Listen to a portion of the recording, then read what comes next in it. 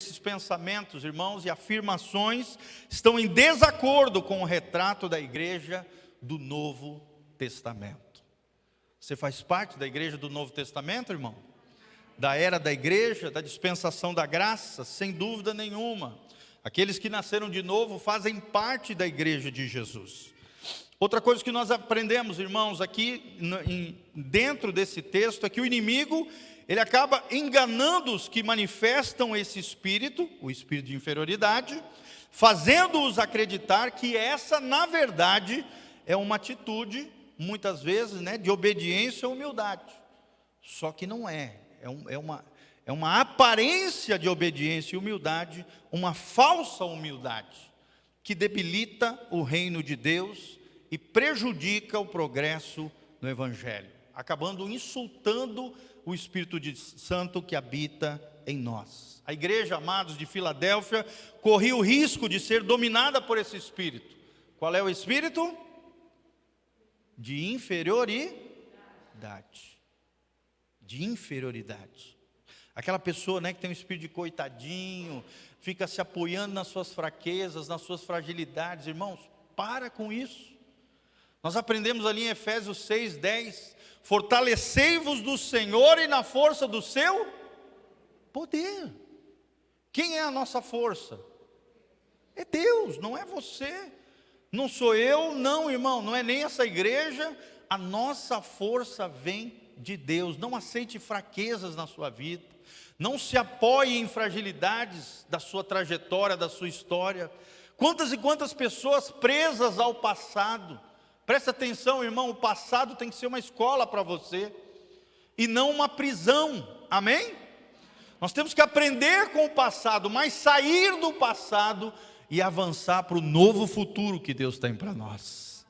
Olha o que Paulo diz, ele diz, esquecendo-me das coisas que para trás ficam, eu prossigo para o alvo. Tem muito crente preso ao passado, lembrando do passado, o tempo todo embaraçado no passado, no Egito, nas coisas erradas. Não faça isso.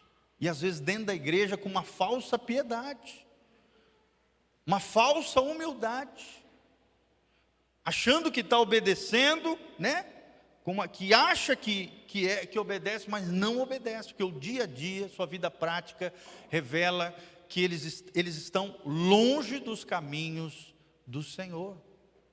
Esse espírito de inferioridade, de coitadinho, de presos ao passado, irmãos, nós não podemos agir dessa maneira. Essa falsa humildade debilita o reino de Deus e prejudica o progresso do Evangelho. A igreja de Filadélfia corria esse risco de ser dominada por esse espírito. Para se tornar um dos pilares do reino, ela teria que derrotar esse espírito maligno. Qual é o espírito? De inferioridade. Fala comigo, está amarrado na minha vida o espírito de inferioridade. Fala assim comigo, em Cristo Jesus, eu sou mais do que vencedor.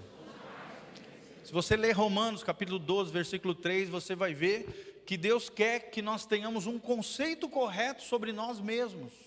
Nem mais, que daí surge o orgulho, a prepotência, a arrogância, a altivez. O cara se acha. Nem menos, complexo de inferioridade, coitadinho, espírito de coitadinho, miserável. Não, irmão, para com isso. Mas Paulo diz assim, que cada um tem um conceito moderado de si, equilibrado, bem temperado, equilibrado de si, segundo a medida de fé que Deus deu a cada um de vós. Amém?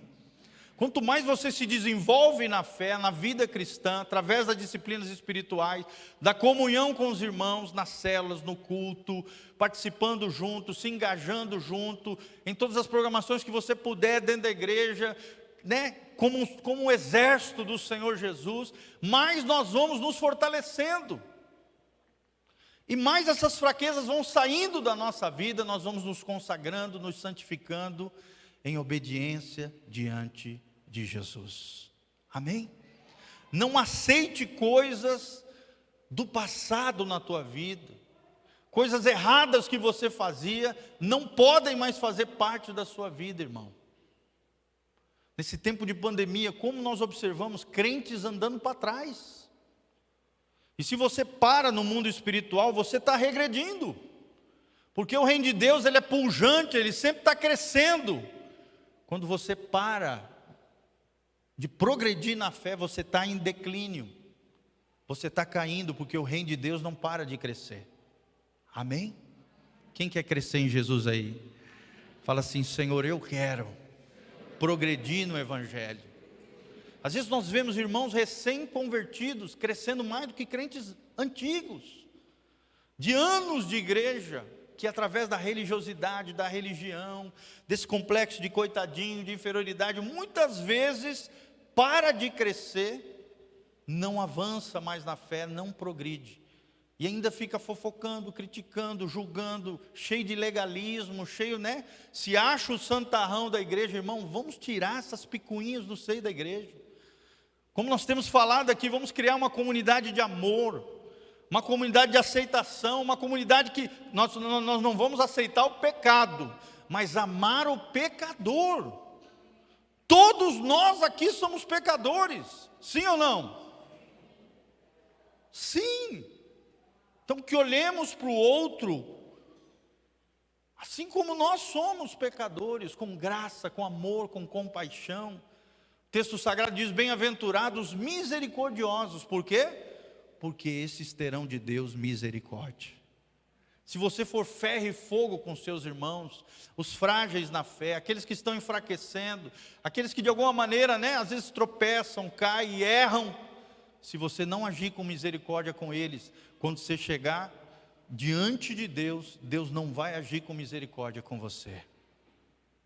Bem-aventurado fala de feliz, 1000 vezes feliz são aqueles que exercem compaixão e misericórdia. Muitos casados aqui, sim ou não? Irmãos, tenha compaixão do seu cônjuge. Às vezes você queria que ele fosse algo, mas ele não é. Tenha compaixão dele, tem amor. O amor maduro é aquele que reconhece erros e falhas, sim ou não, irmãos? É aquele que maximiza as virtudes do outro e minimiza os defeitos. Ele sabe dos defeitos, mas ele minimiza os defeitos e maximiza as virtudes e as qualidades. Isso é amor, um amor maduro. As Escrituras apresentam a Igreja de Cristo como uma instituição vitoriosa. Amém? Nós somos mais do que vencedores. Mateus 16:18, o texto diz: as portas do inferno não prevalecerão contra a Igreja de Cristo. Então não aceite nada do passado que promova o inferno na sua vida. Não aceite setas malignas, demoníacas, que de alguma maneira tentam gerar inferioridade no seu coração, e espírito de coitadinho, com uma falsa humildade.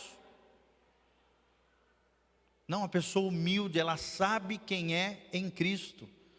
Ela tem uma identidade no Senhor. Nós temos aprendido isso aqui, sim ou não? Na nossa relação com o grande eu sou, que é Deus, eu aprendo a dar valor a quem eu sou. Você, a sua identidade é forjada na relação com Deus.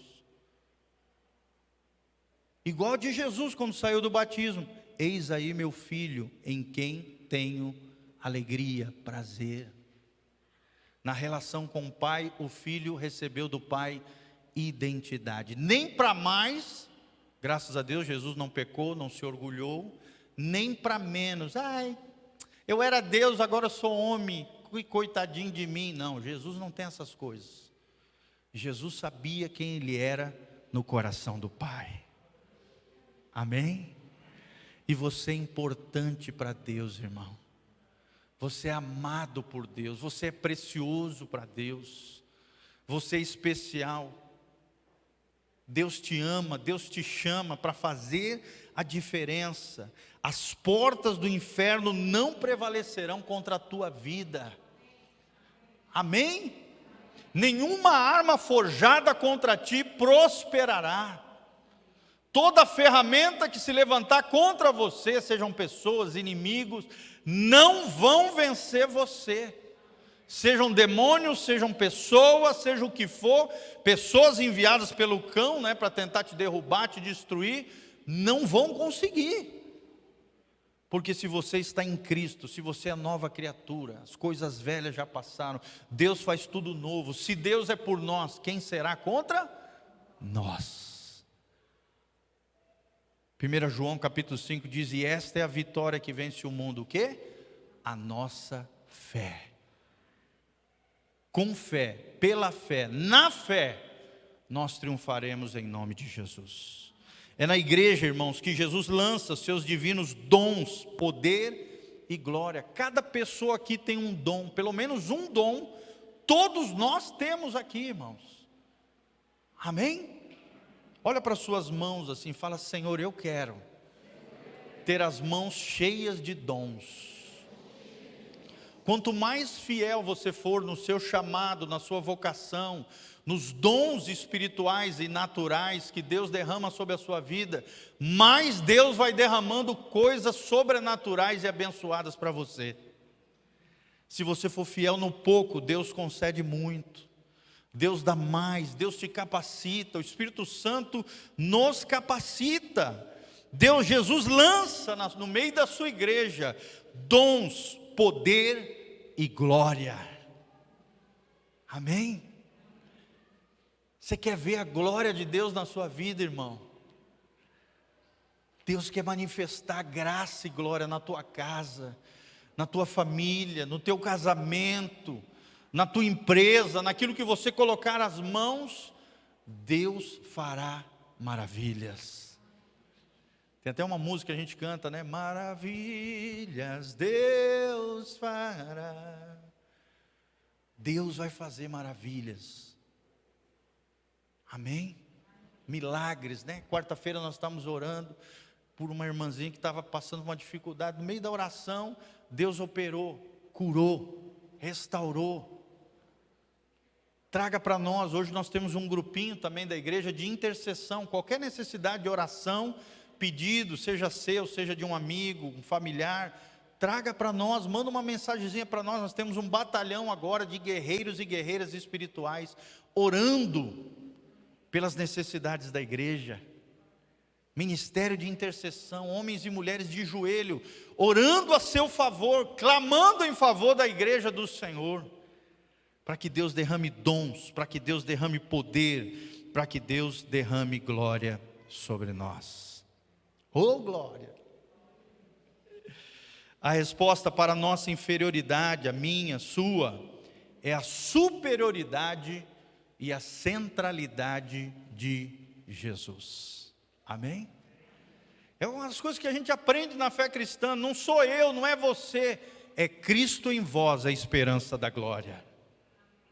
Você não é o centro do universo, o centro do mundo, não. É Jesus que é o centro do universo e do mundo. E Ele tem poder para derramar na tua vida.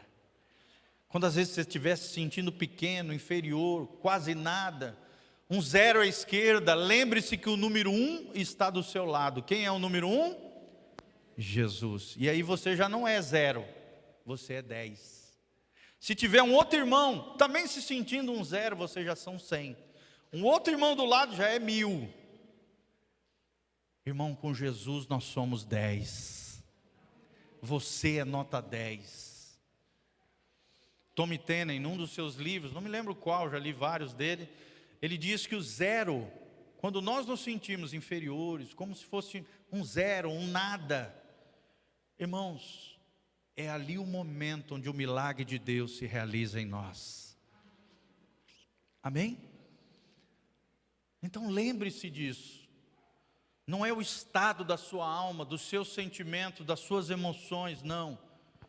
É Ele que faz a diferença na nossa vida. Amém? Não se sinta inferiorizado. A resposta para a nossa inferioridade é a superioridade, a centralidade de Cristo. A igreja de Filadélfia tinha pouca força. É o que diz aqui em Apocalipse 3:8. A cidade de Filadélfia era dominada pela cultura grega. O comércio era internacional, havia diversidade religiosa, mas eram adoradores de um deus chamado Dionísio, o deus das festas, das orgias, do vinho ali, o deus que em outros lugares é chamado de Baco. Essa igreja, irmãos, poderia ter se rendido às pressões ao seu redor, mas mesmo assim não o fez. Os seus membros ali receberam o surpreendentemente encorajamento descrito aqui no Apocalipse. E por mais de 1400 anos essa cidade permaneceu cristã, apesar das pressões ao redor dos muçulmanos. 1400 anos de glória. Mas aí algo aconteceu, e os muçulmanos, no Império Turco-Otomano, tomaram a cidade de Filadélfia. Era uma cidade grega, Então, irmãos, lembre-se, a força não está em nós. A força vem de quem? De Deus. O cristão não precisa de livro de autoajuda, porque a nossa ajuda vem da onde? Do alto. Fala comigo, a minha ajuda vem do alto. O cristão não precisa de autoajuda. O cristão entende que a força não está dentro dele. É diferente do budista, hinduísta, zen budista, taoísta. Todas aquelas religiões orientais, elas ensinam que o homem, a natureza, todas as coisas criadas, a criação e o Criador é a mesma coisa. E dizem que o ser humano é um ser divino, que ele tem poder que emana de dentro dele. O cristão não vê o mundo assim. O cristão entende que o poder vem do alto. Não vem de dentro, vem de fora. E toca dentro. E de dentro se manifesta para fora. Mas não é o nosso poder, não é a nossa força. É a força de Deus. Você vai encarar um endemoniado, vai encarar uma situação de enfermidade, de luta, de problema. Fale em voz alta, Efésios 6:10. Eu me revisto do Senhor e na força do seu poder. Tenta encarar um demônio na sua força, irmão, você vai passar vergonha. Sim ou não? Agora tenta encarar um endemoniado na força e no poder de Jesus. Uma das coisas que mais os demônios fazem, quando você vai expulsar um demônio, ele fica olhando para você dizendo, você não tem fé. Você não vai conseguir me tirar daqui. Ele fala assim. Ele tenta te apavorar, te amedrontar, te atemorizar, te acovardar. Mas aí você precisa se posicionar em fé e dizer, não sou eu, é Cristo em mim. Ouça, demônio, sai no nome de Jesus. Não é no meu nome, não é porque eu vou na igreja Casa na Rocha, não é porque eu sou evangélico protestante, não é porque eu tenho um currículo enorme, não, irmão. Não é porque eu tenho posses, status sociais, não. É no nome de Jesus, demônio, sai. Mas primeiramente ele vai tentar te acovardar, te inferiorizar, destruir a tua capacidade de fé, de encará-lo.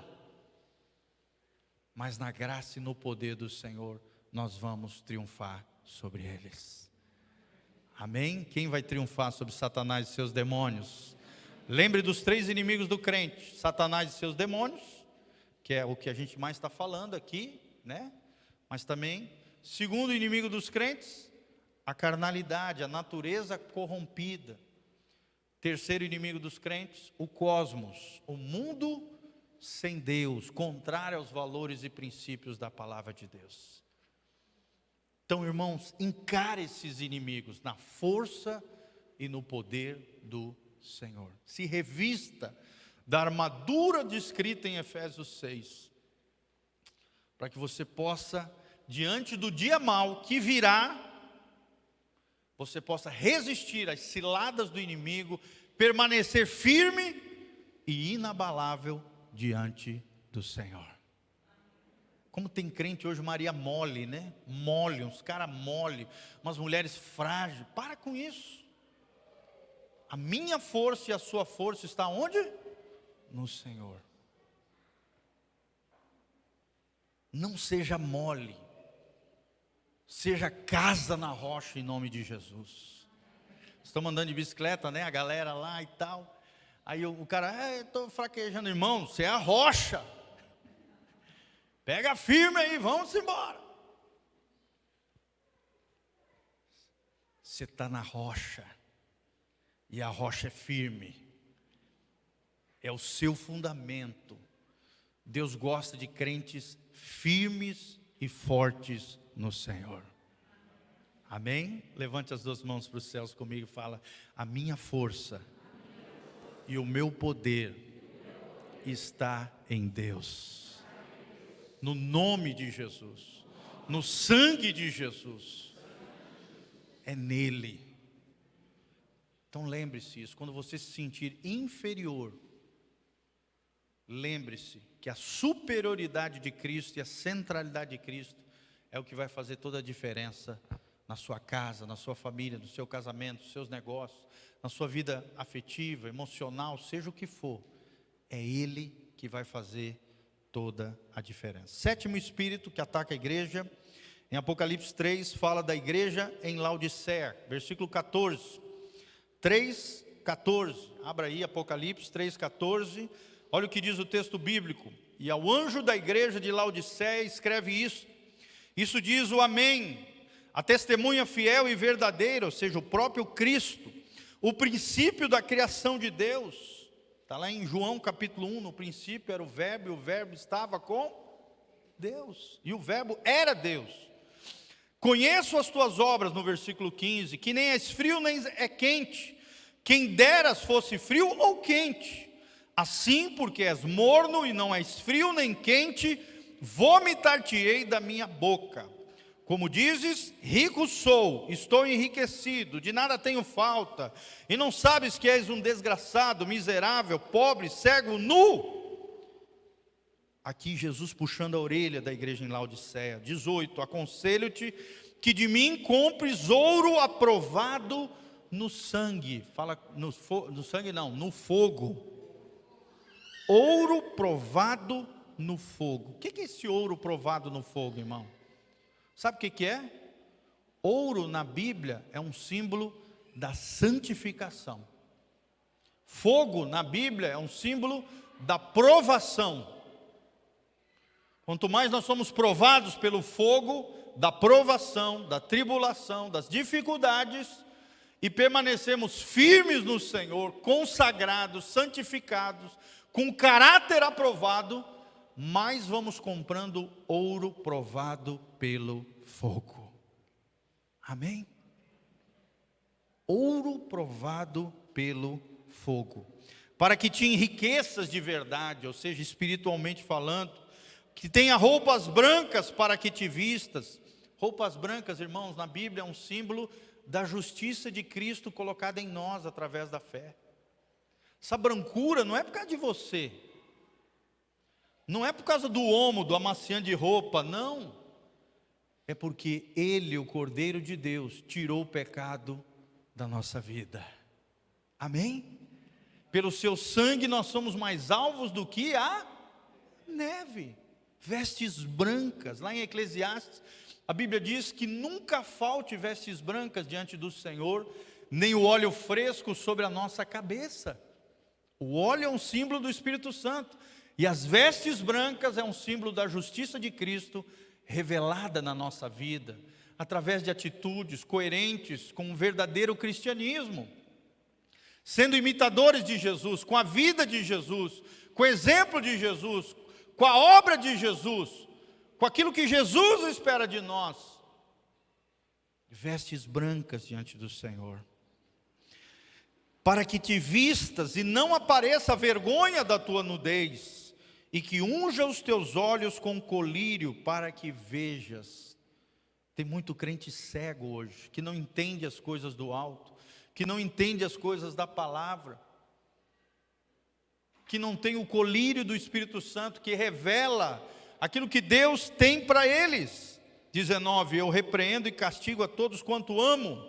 Sê, pois, zeloso e arrepende-te. Eis que estou à porta e bato. Se alguém ouvir a minha voz e abrir a porta, entrarei em sua casa e com ele cearei e ele comigo. Quantos querem que Jesus entre na sua casa? Nós cantamos a música, né? Entra na minha casa, entra na minha vida. Que isso seja uma realidade. Que Jesus entre nas nossas casas, que Jesus entre na nossa vida, que Jesus faça isso, entre e ceie conosco, que tenha comunhão conosco. 21, ao que vencer lhe concederei que se assente comigo no meu trono, assim como eu venci e me assentei como meu Pai no seu trono. Quem tem ouvidos, ouça o que o Espírito diz às igrejas. Tem ouvido espiritual, deixa Deus falar com você. A igreja de Laodiceia também é citada aqui no texto bíblico. Era uma igreja muito rica, muito próspera, ao ponto de ser atingida, diz a história, por um terremoto. Ela era tão rica, irmão, que ela não precisou de ajuda das outras cidades ao redor. Quando sofreu um terremoto, logo em seguida a essa palavra profética, a cidade era famosa pela produção da lã negra, e também se vangloriava pela famosa escola de medicina. Era uma cidade que se achava, que se orgulhava da sua riqueza, da sua prosperidade. Irmãos, lembre-se disso, a nossa prosperidade é para quem? Para Deus, para a glória de Deus. Não é para promover orgulho no coração, como aqui nós vemos na igreja de Laodiceia. Achava que não precisava de nada, que já tinha tudo, que era rica, que era abastada. A igreja de Laodiceia vivia uma rotina medíocre, espiritualmente falando. E era uma igreja morna. Jesus alerta aqui sobre a mornidão dessa igreja.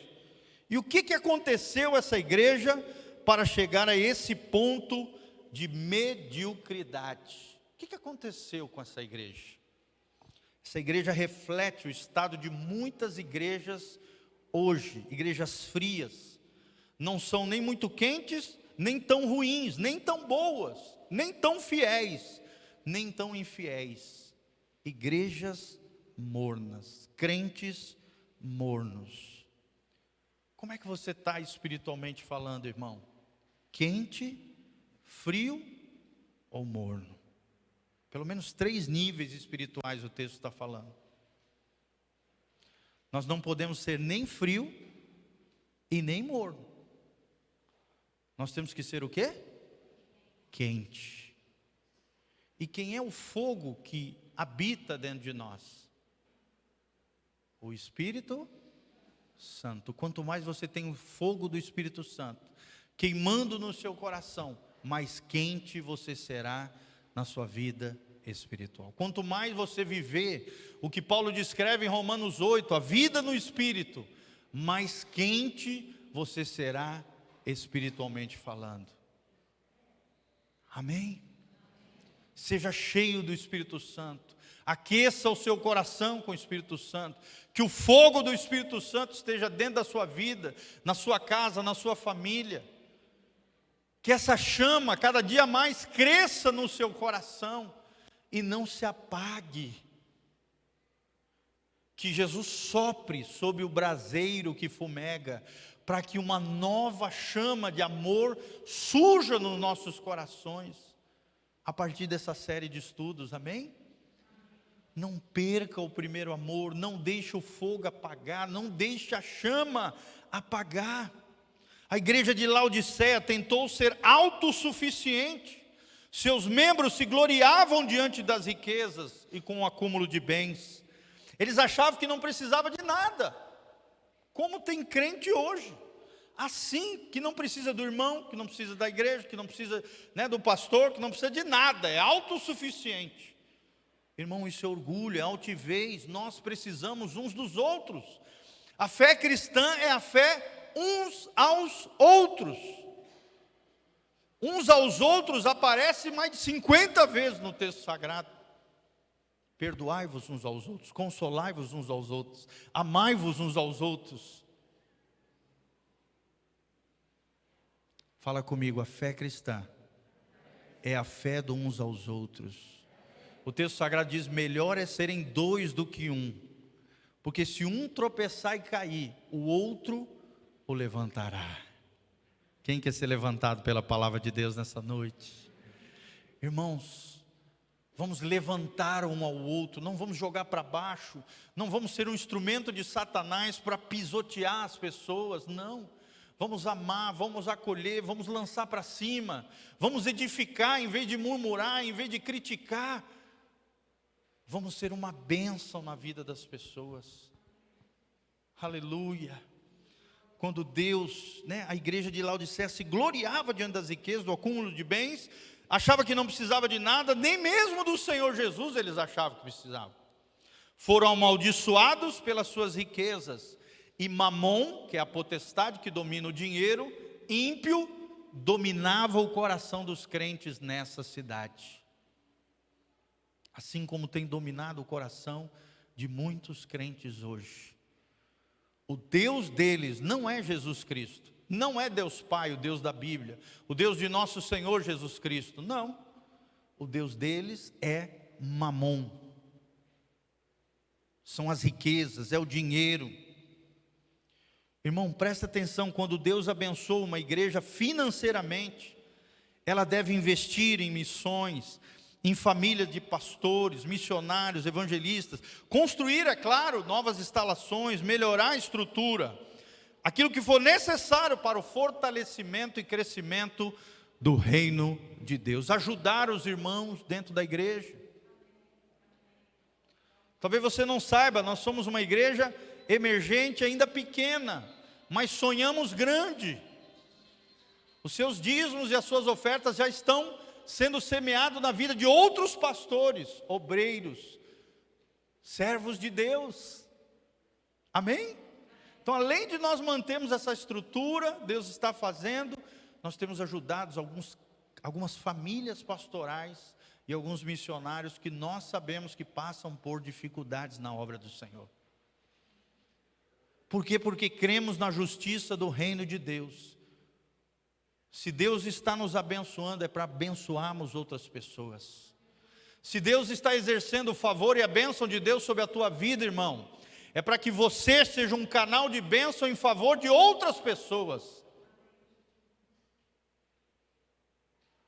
E aí Deus vai te abençoar cada vez mais. Não como uma barganha com Deus, mas por Ele olhar em você um coração fiel, um coração justo, um coração sensível à necessidade dos outros e da causa e do reino de Deus. Mas essa igreja, ela havia perdido a fé. Essa igreja de Filadélfia, ela havia perdido o temor, ela havia perdido a comunhão. Perdido a comunhão. Eu quero lançar um desafio aqui nessa noite para a igreja. Eu queria que você, nesse mês, convidasse algum dos irmãos aqui para fazer algo com ele, ou na sua casa ou na casa dele. Preferência na sua casa, irmão. Amém? Se nós estamos pregando, sempre falando que Jesus seja o centro, que a palavra de Deus seja o fundamento, e nós nos dedicaremos aos relacionamentos, eu quero te desafiar esse mês a você convidar alguém aqui, algum casal, alguma família, alguma pessoa, para que venha na sua casa, ou tomar um café da tarde, ou jantar, ou almoçar, porque nós queremos isso, gerar uma igreja de relacionamentos. Só um exemplo, irmãos. Há 8 meses atrás a gente começou um grupo de bicicleta, acho que tinha umas 3, depois foi para 5, 8, hoje nós já temos 48 pessoas no grupo de bicicleta. Por que acontece isso, irmãos? Porque as pessoas estão carentes de relacionamento. Hoje eu fui até Cruzeiro do Oeste, fui daqui até lá, ministrando a vida de um irmão, discipulando ele, ministrando, restaurando o ministério que foi destruído. Relacionamento. Coloca a mãozinha no seu coração, fala assim: Senhor, eu quero ser alguém de relacionamento. A fé cristã é uma fé na comunhão, no relacionamento. Convida alguém, Para comer um lanchinho na Real, você vai gastar uns 20, 30 reais. Ou sei lá, em qualquer lugar. No barzinho da rodoviária, pode ser. Não, né? Não tem ninguém aqui que tem negócio da rodoviária, né? Tô brincando, gente. Só um exemplo, tá? Não é a quantidade, não. É o coração, que Deus lê o coração. O que Deus vê é o coração. Comunhão. Amém? Comunhão. Promessa, a igreja tinha perdido a promessa de Deus, tinha perdido o chamado de Deus, mas Jesus continua batendo hoje, esperando que alguém, tomara que seja você, abra a porta do seu coração, para que ele possa entrar, abrir os caminhos, para que haja renovação e comunhão em nós e nós com ele. Eu tenho falado muito isso aqui. Lá na primeira carta de João diz: não amemos de palavra nem de língua, mas de fato e de verdade. Você quer amar de verdade? Chama para a comunhão o irmão. Talvez seja alguém que você não conheça, você vai começar a conhecê-lo. Você vai começar uma relação, uma amizade, coisa... Gente, para mim, depois de Jesus, a coisa mais linda do Evangelho são as amizades, são os relacionamentos. Sim ou não, irmãos?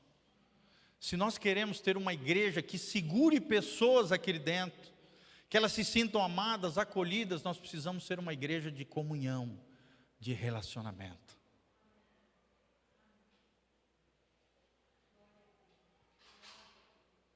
Amém? Há uma promessa para os vencedores. Quem vai vencer aí? Dá um glória a Deus. Jesus prometeu à igreja que aqueles que resistissem ao pecado, não comendo coisas oferecidas aos ídolos, nem partilhadas em pecado, comeriam do maná do céu. Jesus também prometeu libertação, acolhimento, aceitação, cura, para cada um que se alinhar com o céu, para aquilo que Deus tem para nós na sua palavra. E Ele prometeu que o nosso nome estaria escrito nos céus. Quero te ensinar uma grande lição hoje. Sabia que quando nós chegarmos no céu, o seu nome vai ser diferente? Quem sabia disso, levanta a mão. Olha, nem todo mundo sabia. Quando você chegar no céu, você vai receber uma pedrinha branca com o novo nome que Deus tem para você. Talvez você esteja se perguntando: mas pastor, eu tenho um nome tão bacana, eu queria ter o mesmo nome lá no céu. Irmãos, o problema é que tem gente que não tem um nome tão bacana. Sim ou não? Tem gente que tem um nome feio, nome complicado, pai e a mãe não estavam num bom dia. Tem gente que tem um nome de deuses falsos, de ídolos, de santos, nomes consagrados a demônios, nomes com significados complicados. Por exemplo, não sei se tem alguma Mara aqui? Não, glória a Deus. Por exemplo, o nome Mara, sabe o que significa? Mara, de Mara Maravilha, né? Aquela... Irmão, Mara na Bíblia significa amarga. Imagina ter um nome com esse significado. Lá no céu, todas as maras da terra que forem para lá, terão um novo nome. Quem quer receber um novo nome aí de Jesus? Quem quer receber essa pedrinha branca quando chegar lá no céu? Por isso, irmãos, vamos vencer todos esses espíritos. Primeiro, o espírito da religião. Segundo, o espírito da covardia. Terceiro, o espírito da conformidade. Sejamos diferentes do mundo. Quarto, o espírito de Jezabel, que nós explicamos no nosso último encontro. Quinto, o espírito de religiosidade, falsa piedade, negativismo, né? Sexto, o espírito de inferioridade, que nós falamos hoje. E sétimo, o espírito de orgulho. Espírito de orgulho era o que representava a igreja de Laodiceia. E infelizmente, historicamente, dizem os especialistas, os teólogos, os eruditos, representa a igreja do tempo final.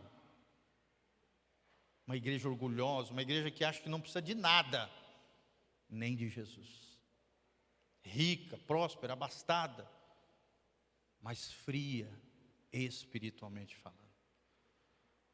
Que sejamos uma igreja quente, cheia do fogo do Espírito Santo.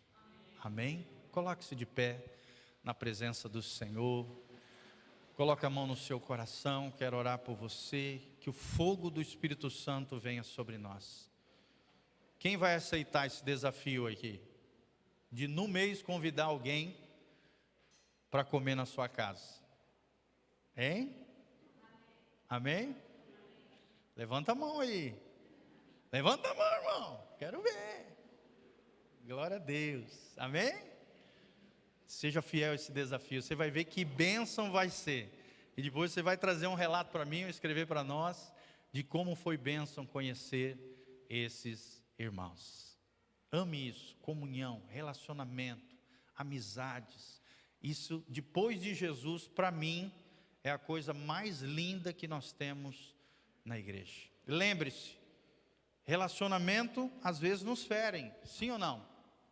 Né? Tem um especialista, um teólogo que diz, as maiores feridas muitas vezes são feitas nos maiores afetos, mas também existem relacionamentos, amizades, relacionamentos que promovem cura no nosso coração. Quem já foi curado por alguma amizade, algum relacionamento, levanta a mão aqui, em nome de Jesus. Sim, Deus promove cura também através das relações saudáveis, puras, fraternas. Deus tem coisas lindas para nós. Fecha os seus olhos, vamos orar. Pai, no nome de Jesus, nós queremos abençoar o teu povo, Pai, aqui nesse lugar. Obrigado pela tua palavra, através desses capítulos de Apocalipse, onde nós aprendemos sobre a batalha espiritual. Os 7 demônios que se infiltram no coração dos crentes, no seio da igreja, para de alguma maneira enfraquecer a nossa fé, nos afastar uns dos outros e de Deus, e de alguma maneira destruir os propósitos de Deus através da igreja, através dos crentes na terra. Em nome de Jesus, nós repreendemos todos esses demônios dos corações, das vidas, dessa igreja local, deste povo. Sai no nome de Jesus, que sejamos livres, libertos de tudo isso que nós falamos, ó Deus, que possamos ter um coração alinhado com o céu, um coração fervoroso, um coração quente, cheio do fogo do Espírito Santo. Que o fogo do Espírito Santo apague todas as imundícias dessa terra, todo pensamento equivocado, todo amor ao dinheiro, todo amor aos pecados e coisas erradas, toda prisão ao passado, tudo aquilo que tem fragilizado, enfraquecido o teu povo, caia por terra em nome de Jesus. Vai fortalecendo o coração dos crentes, as nossas casas, as nossas famílias, ó Deus, vai fortalecendo o teu povo, esta igreja, em nome de Jesus. Que a tua bênção venha sobre nós, a tua unção sobre as nossas vidas, Pai, e possamos viver aquilo que o Senhor tem sonhado para nós nessa terra, Pai. Que essa palavra flua do teu altar, tocando muitas vidas, chacoalhando muitos crentes, alinhando corações com os céus e promovendo avivamento no meio do teu povo, da tua igreja, em nome de Jesus. Levante as mãos para os céus comigo. Que o Senhor te abençoe desde Sião, que o Senhor faça resplandecer o seu rosto sobre ti, te encha de paz. Que o Senhor mantenha íntegros e irrepreensíveis o teu corpo, a tua alma e o teu espírito. Que você tenha uma semana abençoada, de vitória, de bênção, de prosperidade. Vai na graça e na bênção do Senhor, em nome de Jesus. Quem recebe, diga amém. Glória a Deus. Vai na paz, querido. Deus te abençoe em nome de Jesus. Tá bom? Glória a Deus. Volte sempre, traga seus amigos.